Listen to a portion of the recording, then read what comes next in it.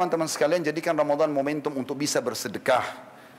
Sedekah adalah pangkal kaya. Kapitalis mengatakan bahwasanya menabung pangkal kaya. Saya ingin mengajak teman-teman, mulai sekarang jangan belikan celengan lagi anak kita.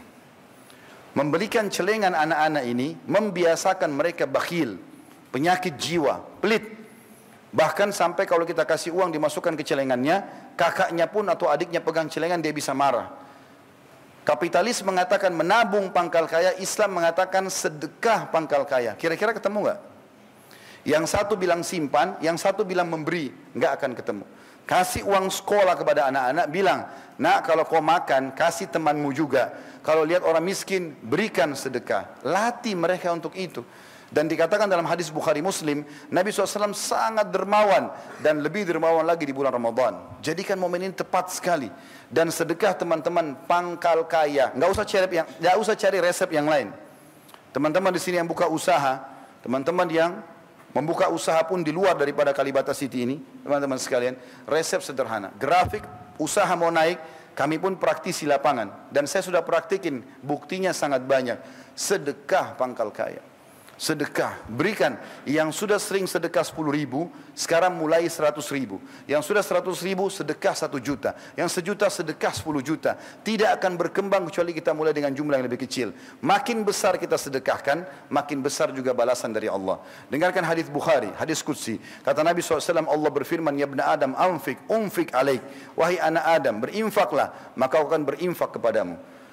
Dari salah satu hal yang dilatih di Ramadan adalah berinfak ini. Dengan cara melipat gandakan pahala puasa kita, yaitu membuka puasakan orang. Tadi kita dengar sama-sama pengurus masjid mengatakan 900 orang yang buka puasa.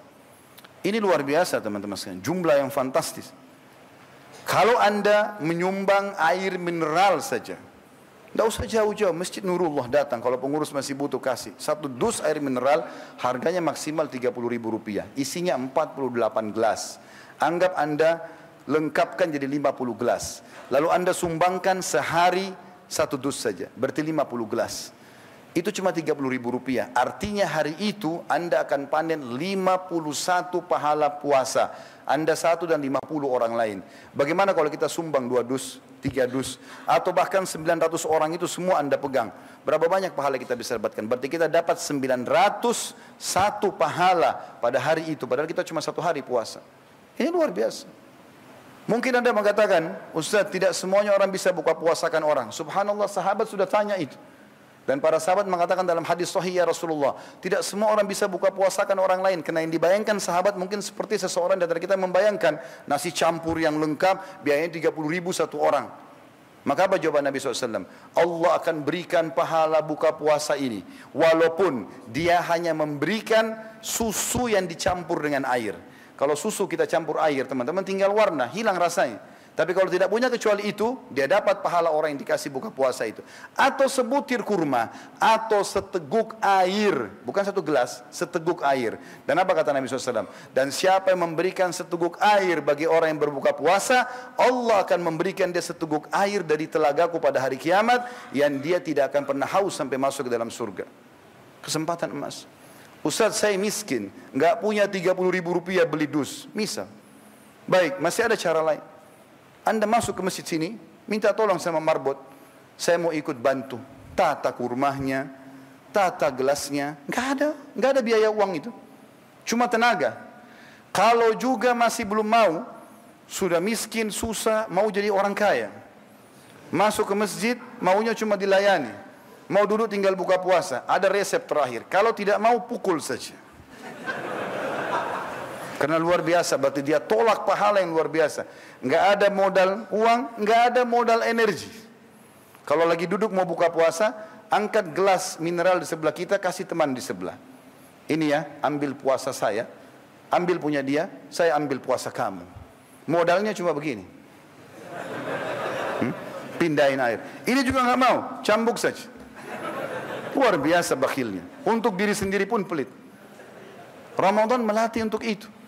Di Madinah teman-teman, saya tetesin air mata tahun 90, saya datang gara-gara itu. Turun di Masjid Nabawi, saya dipeluk sama satu orang. Saya lihat mukanya, saya nggak kenal. Lalu saya tahu waktu dia bisikin kuping saya, dia mengatakan, akhi, padahal saya nggak kenal. Tolong buka puasa di tempat saya. Setiap Ramadan di Madinah begitu. 1 bulan penuh. Ternyata kalau ayah sama anak, ayahnya lagi nata sufra, plastik diisi kurma sama zam-zam di dalam masjid, anaknya di luar cari mangsa. Jadi kita dipeluk sama dia. Kalau kita bilang iya, dipegang tangannya sampai tiba di tempat dia. Buka puasa sini ya, baru dia tunjuk, jangan buka puasa situ. Karena yang di depan itu ternyata mungkin ada tambahan. Kalau orang tergantung uangnya, ada orang sederhana dia cuma kurma sama zam-zam. Ada orang lebih kaya dia taruh yogurt, taruh roti, taruh kurma, taruh pisang, macam-macam. Jadi orang bisa tergoda pindah. Lalu dia bilang apa? Sudah tahu tempat kami, besok kesini lagi ya. Saking maunya buka puasa. Malu kita di Indonesia ini teman-teman. Pak RT sudah kasih jadwal. Bapak ini, ibu ini. 1 bulan kadang-kadang cuma dapat 1 kali giliran. Nyumbang untuk masjid. Tiba gilirannya masih bertanya. Oh sudah tiba giliran saya ya. Seakan-akan aneh kenapa tiba gilirannya buka puasain orang. La haula wala quwata illa billah. Semestinya tidak usah tunggu, segera ini. Teman-teman yang punya mobil, punya motor, yang kerja di luar, bawa air mineral di motor dan mobil. Bungkus kurma kecil-kecil, bagi. Sering kali saya pulang pengajian sore Ramadan, macet. Orang nggak punya makanan buka puasa. Bagi-bagi 10 orang aja. Mungkin dari 10 orang itu yang lewat di pinggir jalan, subhanallah. Di antara mereka ada 1 ahli Al-Quran, ahli ibadah. Antum panen pahalanya sehari itu. Mungkin teman-teman itu ibadah terakhir kita. Allahu a'lam. Berbuat ibadah. Saat ibadah datang kesempatannya, tugas kita eksekusi. Bukan negosiasi. Azan, eksekusi langsung. Sholat. Syaitan bisikin. Negosiasi syaitan tuh. Tidak usah di sini, masjid sana saja, waktu masih panjang. Kadang-kadang kita iya, akhirnya kita ke sana masbuk 1 rakaat. Orang miskin minta, kita eksekusi, kasih langsung. Syaitan bisikin, itu orang mampu, anak pinjaman, kakinya palsu. Dusta semua syaitan ini, supaya kita tidak sedekah. Jangan negosiasi, eksekusi langsung. Jalankan kebaikan-kebaikan teman-teman. Dan Ramadan melatih kita untuk itu.